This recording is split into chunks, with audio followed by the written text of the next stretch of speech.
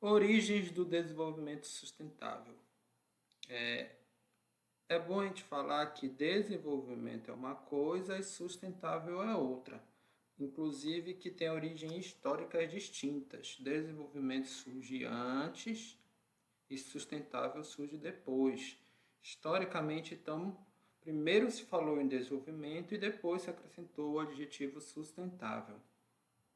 E de onde é que vem essa história? Bom, a gente pode pegar vários marcos, mas eu gosto de iniciar pelo o marco do progresso iluminista. Então, essa ideia de desenvolvimento tem suas origens nos ideais de progresso iluminista, do final do século XVIII e início do século XIX. Se preconizava, de modo geral, o otimismo dos processos produtivos.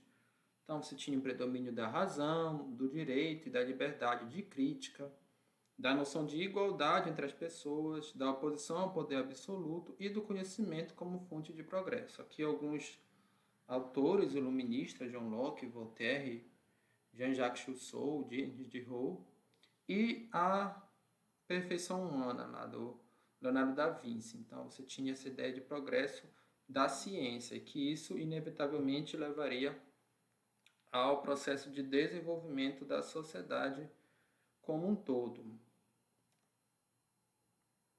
E aí o homem começou a olhar para trás, desde lá do, da pré-história, e foi ver que o desenvolvimento ele é causado pela questão técnica científica. Então, o desenvolvimento é algo, em si algo técnico-científico. Você tem aí a descoberta do fogo, alguns marcos da história da humanidade e da pré-história, né? Porque nesse caso aqui nós estamos falando de pré-história. 800 mil anos atrás, a estimativa, primeiras ferramentas de pedras há 100 mil anos atrás, a agricultura primitiva, aí o homem passou a não ser mais nômade há 10 mil anos atrás. Você tem o surgimento da história, que a história surge com a escrita, há 3.500 anos aproximadamente. Você tem a descoberta da pólvora na China, 1.300 anos, até o aparecimento do smartphone no século XXI. Então, é tudo meio um processo de melhoria técnico-científica e melhoria do bem-estar e da expectativa de vida da população humana. Então, aqui a taxa de crescimento mundial, você vê aqui um crescimento exponencial aqui a partir do ano aí de 1500, começando a crescer aqui justamente com o aparecimento da história, né? 3.000 anos antes de Cristo, crescendo bastante aqui numa taxa exponencial, coincidindo aí com a Revolução Industrial. Você tem aí a descoberta de vacinas, fez com que o homem ganhasse mais imunidade.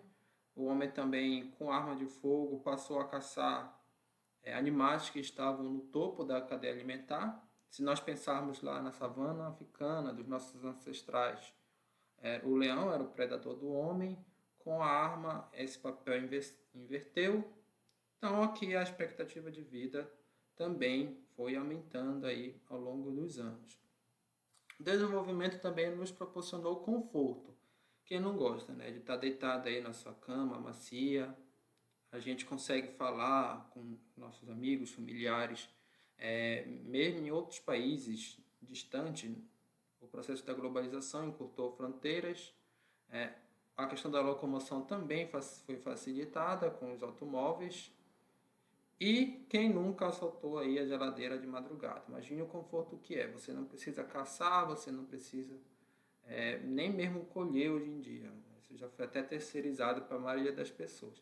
Basta você abrir sua geladeira e tem lá seu bolo para você assaltar a geladeira de madrugada. Então tudo isso é muito bom. Mas nem tudo são flores. Então você tem também espinhos no meio dessas flores. Já nessa época do iluminismo, surgiram questões que continuariam a acompanhar todos os debates sobre desenvolvimento até os dias atuais.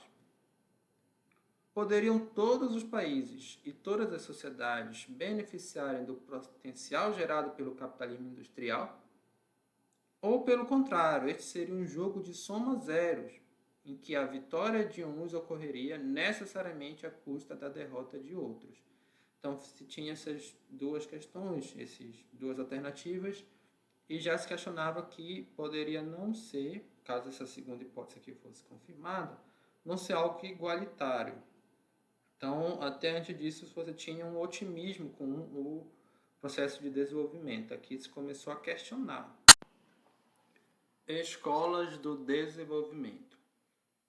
Já vimos que o termo desenvolvimento tem sua origem nas ideias de progresso iluminista, mas ele surge de fato no século XX, que começa a ser utilizado essa nomenclatura, desenvolvimento, a partir de várias teorias que podem ser agrupadas em 3 escolas. Então, nesse vídeo a gente não vai esmiuçar todas as teorias, porque é uma disciplina, inclusive, dentro dos cursos de economia, teorias do desenvolvimento, economia do desenvolvimento. Nós vamos falar de forma que eu gosto, uma forma que eu gosto de visualizar essas teorias, que são a partir dessas 3 escolas, neoclássica, pós-desenvolvimentista e sustentável. Não é unanimidade, nem todos os economistas dividem dessa forma. Essa é uma forma que eu gosto de dividir. Eu não sou economista, mas é a melhor forma que eu acho de visualizar, principalmente aqui a questão da escola sustentável, de onde a gente partiu para a gente chegar na escola sustentável. Vou mostrar logo aqui de cara um esquema. Nós temos esquema no progresso iluminista do século XIX, deu origem à primeira escola, a escola neoclássica, que basicamente visualizava o PIB, Produto Interno Bruto, como sinônimo de desenvolvimento. O PIB é a produtividade de um país ou uma região. Então, um país é desenvolvido quanto maior for sua produtividade. É a ideia básica da escola neoclássica. A escola pós-desenvolvimentista, ela vai vir com uma crítica a esse apego todo ao PIB e a própria ideia de desenvolvimento. Então, você vai dizer, por exemplo, que o aumento do PIB não proporcionou redução da pobreza, da desigualdade, provocou degradação ambiental. Enquanto na escola neoclássica vai surgir aqui no pós-guerra, após a Segunda Guerra Mundial, 1945, a escola pós-desenvolvimentista vai começar a surgir aqui em 1960, 68, e vai ser muito importante, mas vai ser uma escola que vai mais ser crítica do que propositiva. Então, a partir dessas críticas, a escola neoclássica vai ser reformulada. Aí sim surge a escola sustentável. Ela vai dizer que o PIB ele não é um sinônimo, mas ele é uma condição para o desenvolvimento. Ou seja, se você apenas cresce a produtividade, isso não significa desenvolvimento sustentável. Mas sem isso você não consegue alcançar o desenvolvimento sustentável. E essa escola sustentável, ela tem 2 correntes, que é a escola da sustentabilidade fraca e da sustentabilidade forte.